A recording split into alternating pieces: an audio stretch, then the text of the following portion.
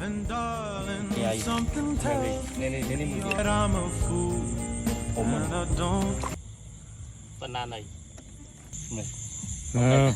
គ្រប់សួស្តីពុកម៉ែបងប្អូនអរគ្នាស្វាគមន៍មកកាន់វីដេអូខ្ញុំបានទេដែរថ្ងៃនេះគឺខ្ញុំដាក់ស្ទូចកតុងម្ដងហើយមានបងប្អូនណាខ្លះធ្លាប់យក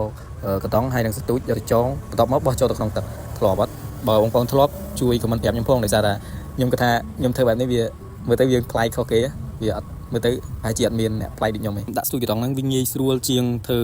ដងស្ទូចសៃអីហ្នឹងវាងាយជាងដោយសារកតុងក៏យើងចងយកផ្លែស្ទូចចូលមកចងជាមួយខ្សែមកជាងយកមកដាក់ជាមួយកតុងចងមួយកតុងហើយយើងបោះចងទឹកមកហើយយើងអត់ខ្លាយខ្វល់រឿងបាត់ទាំងអីដោយសារកតុងហ្នឹងវាអណ្ដែតឡើងលើទោះត្រីទាញបែរណាក៏វានៅអណ្ដែតដែរហើយដាក់ខ្សែរៀងវែងតិចមកមើលទៅវាទោះវាទាញទៅក៏វាទាញអត់លឹបកតុងដែរហើយក៏វាអាចទាញពាត់ចូលមេឃឈើមេឃអីចឹងណាវាអត់ភ័យរឿងថាដាច់ខ្សែដាច់អីទេមិនភ័យបងប្អូនព្រោះតាវាស៊ីហើយអត្រាវាជាប់គឺភាគរយច្រើនហើយក៏ដាក់ស្ទូចនេះផងដែរខ្ញុំអត់មានតិចនិចអីច្រើនទេគឺអាកន្លែងណាយ៉ាងតំណងវែកតានេះដាក់ហើយអាកន្លែងណាខ្លះតលាយបោះយកមកអត់មានខ្វាច់ខ្វល់ទេតែកន្លែងនេះវែកចកវែកញាត់ចូលនៅក្នុងទឹកហ្នឹងហើយបានខ្យងមួយដែរឃើញនៅកន្លែងហ្នឹងខ្យងបឹងបងប្អូនបន្ទាប់ពីខ្ញុំដាក់បានមកស្បក់ខ្ញុំក៏ដើរទៅក្រោយវិញហើយស្រាប់តែឃើញកតុងនេះកើបងប្អូនហើយខ្ញុំក៏លើកមើលមកពេលដាក់ត្បូងខ្ញុំគិតថាអត់បានទេប៉ុន្តែមាននេះបានតិចមួយដែរបាទចាំមើលទៅមុខទៀតវាបានត្រីទៀតចាំមើលហើយកតុងមួយនេះឃើញនៅធ្វឹងហ្នឹងទេដល់ពេលលើកមកបានតិចមួយប៉ុណ្ណាហើយបងប្អូនពេលថតទៅវាអត់ឃើញធំទេប៉ុន្តែពេលមើលផ្ទាល់បងប្អូនធំត្រីហ្នឹងចូលចិត្តប៉ុណ្ចង់ប៉ុណ្បាត់ដៃវានឹងធំដែរហើយវាអត់ស៊ីជាប់មាត់អីទេវាលេបយកតែហ្មងនិយាយរួមទៅវាពិបាកនឹងអរត្រីតលេបហើយគឺដឹងតែអត់រស់ហើយពេលយើងដោះចេញហើយគឺវាអត់រស់តែម្ដងហើយស្បីតែយើងដោះហ្នឹងក៏វាពិបាកដែរដោយសារវាជាប់នៅក្នុងហើយពិបាកលុកបាក់អីពេលខ្លះតើយើងហែកមាត់វាចិញ្ចៀមចិញ្ញៃបានមើលទៅវារៀងនេះតិចបានវាដោះបានបន្ទាប់ពីមើលកតុងហ្នឹងហើយខ្ញុំមកមើលកតុងមួយទៀតបងប្អូនកតុងមួយនេះលើកមកបានតិកាញមួយទៀតអាយ៉ាតិកាញបាន3ហើយខ្ញុំទៅស៊ីសិតតិកាញបន្ទាប់ពីខ្ញុំដោះត្រីហ្នឹងហើយខ្ញុំក៏ដោតនុយដាក់កតុងចូលទៅវិញបងប្អូនដល់ពេលដាក់ទៅវិញបានប្រហែលជាមួយស្ទុះស្រាប់ថាកតុងហ្នឹងទាញបងប្អូនត្រីទាញហើយខ្ញុំក៏បើមិនទៅលើកខ្លាចវាដាច់មាត់អញ្ចឹងទៅលើកហើយទៅលើកមកអត់មានទេសងបងប្អូនអើយដាច់មាត់ប្រហែលជាវាដាច់មាត់វាទាញខ្លាំងពេកជាប់មួយទៀតនឹងត្រីស្អីទេ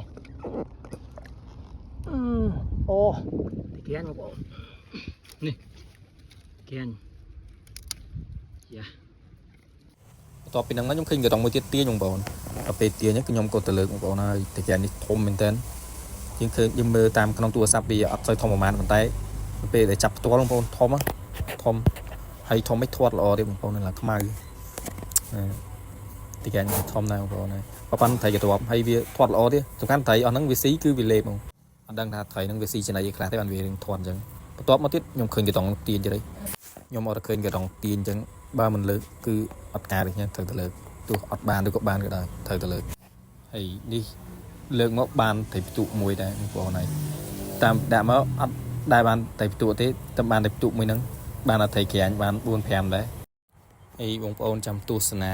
ពេលយប់ចាំមើលពេលយប់តើបានប្រមាណហើយនេះត្រីពេលល្ងាចបាន2ហើយពេលត្រីពេលដាក់ថ្ងៃមិញបានប្រហែល 4-5 ទៀតសិតតិក្រាញបងប្អូន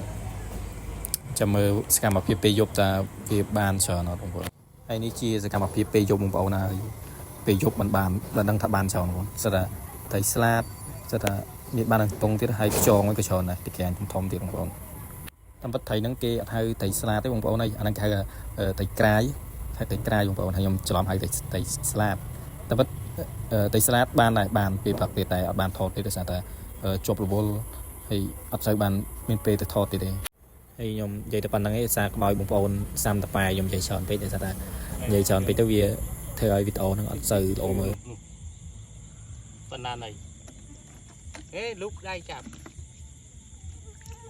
រស់នេះរស់អត់តន់ងាប់ទេមកជើបចាំលេបទៅយកទៅលេប